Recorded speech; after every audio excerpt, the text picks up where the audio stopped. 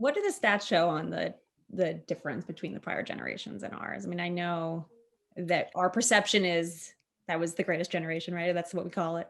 That's exactly right. Yeah. And to me, that was sort of like the most interesting and most encouraging thing I found is that sort of we live in this age of kind of intensive parenting is what researchers call it, because we have this idea and this guilt because we feel like our parents did so much more with us so much more, and like we're not doing that for our kids. But in reality, um, the research shows that mothers and working mothers today are spending more time with their kids than moms in 1965 did.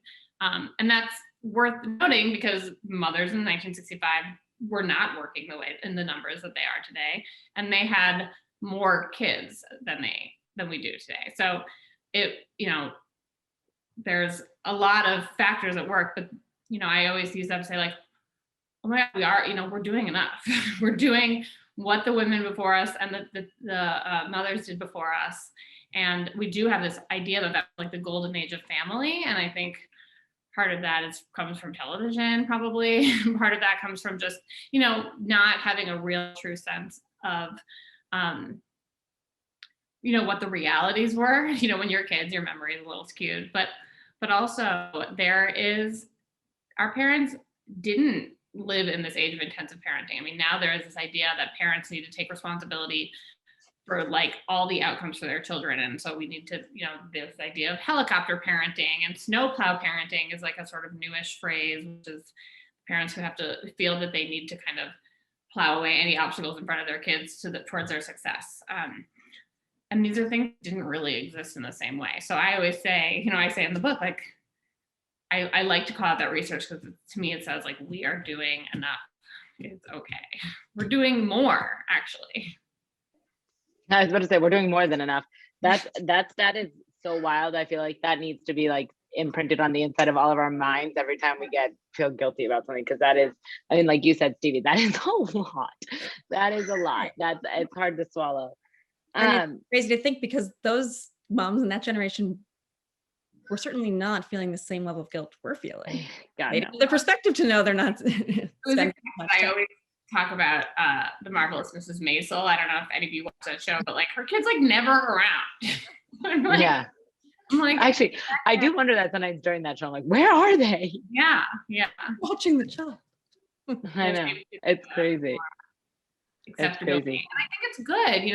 I talked to a woman who in the book I sort of profile a few different people's days, and one woman talks about how her mom growing up like always went out and they had visitors, and when she was sad her mom was leaving, her mom would be like, I love you, but you are not my whole life, and like I do other things. And she's like, I'm so grateful now that she said that to me, because I never doubted her love for me, but I also like learned at an early age that it was okay to also like.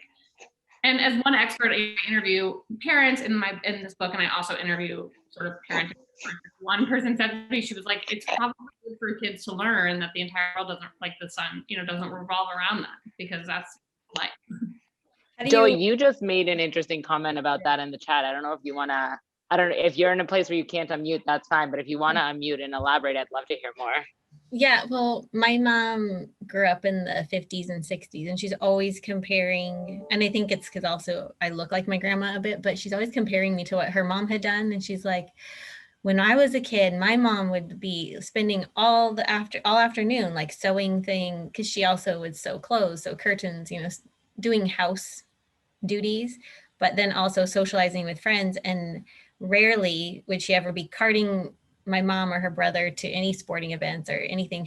They would be fending for themselves until dinner time, from the time they walked home, and they'd walk themselves home from school. And so she said, even as a teenager, like my mom was there and she didn't work, but she was really distant and wasn't engaged in what they were doing as kids. Her dad, ironically, was more engaged because he did what they call it, campfire girls and Boy Scouts, and he was more engaged, I guess. But she's always amazed at what I do in my generation as far as the commitment to kids' activities. And you guys were just talking about school and like the school putting this kind of expectation.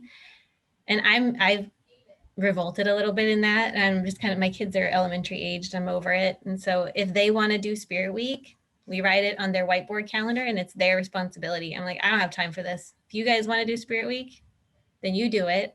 And oftentimes they don't. They're not into it either. So we don't worry about it. But there's been a couple crazy hair days that I've participated in, but otherwise I just leave it on them. That Joy, that is phenomenal. Good for you. How old are they and how responsible are they?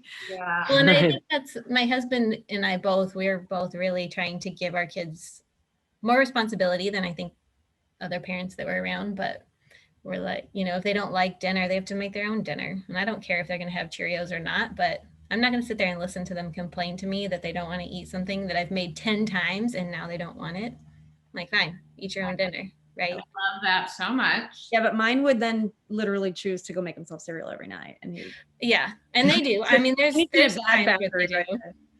There's definitely times. I mean, my daughter's probably had breakfast more nights than not this last month, but at the same time, like, she will eat fruits and vegetables when she wants, and I'm not going to stress about it. Yeah. I'd rather her learn how to cook something and feed herself than sit there and just yell at me about what I put on her plate.